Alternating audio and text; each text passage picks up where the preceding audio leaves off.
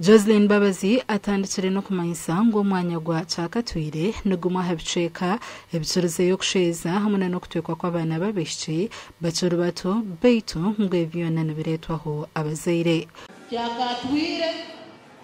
burabetani number 1 yakabiri suweza abana kutuwekwa mbihire abana kutuwekwa abana kusuwewa mbihire ko umurabu tali number 1 muri number 2 mwetemehenga amina mukozera kwa amani okuzunanizibwa bwawe nk'omuzaire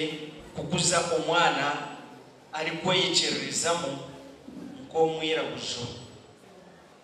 abana baitu twine kubakuriza ahanono Faith atweire uriyo mushuganisa uwentekatekeje atshoborere eturkuretera abajaguze curo c'omwana wo mwiragujo abonye tujaguza ececuro gukora awareness mu community na the rest of Africa kugira abana twine kubaranira obugabe bwabo twenda ngo tubegese okumwine kurebera abana banyu abana mubakwate nke class mubarebere kugira ngo nanyenca kare omwana harabari abe namanyangu nyine tata ninga mama arukunkunda kandi arukumfaho nandebera nandi yishomero nampereza byone binkubani nyenda tutunjere no kumanyisibwa ngo abazaire nabo bahebwa umugisha kwega ibyo mukona bwabusha kandi bamwaribo bahirwe bharane abwabusha abechitongere cyo kujunanizwa habwa bibwa abakozi mu ihanga National Organization of Trade Unions batendeka abakozi abarikweje mbere mu koremera metari yemwe nemwe ngo kuba kubasa kwirwanaho namnonga bayisa kutunga bizubu amirimo yabo. The Labor Union Act section 3 it talks about your freedom to join or form a union. So there is no way you will say I'm joining a union, it is unlawful. No, it is not unlawful, it is lawful.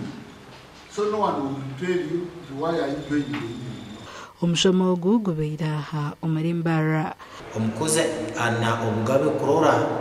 afunde contract akoinge contract niye kuleka mali ona akoranka muri mugumu undi akora mukitongoleke kurango nkomukozi nayo otekwa kusasirwa sente zawe mubwire akona yo okora mubwire nyenda kusima government akosa kutekateka onkabaremo katwihayo bandu bantu abukuru nyuma bakabacha kutunaga nyuma government z'abantu zikashya kutunaga nyuma munonga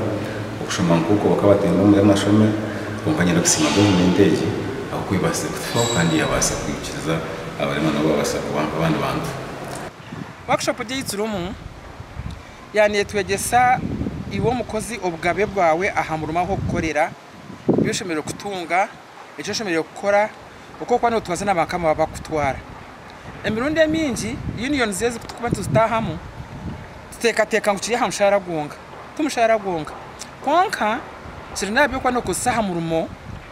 niwo nkomuntu ko kubori akuba ko tukuba tugamba ko saha murumo aho korera harahata Gashakwa Daniel Bengana na Nagudi Fatuma.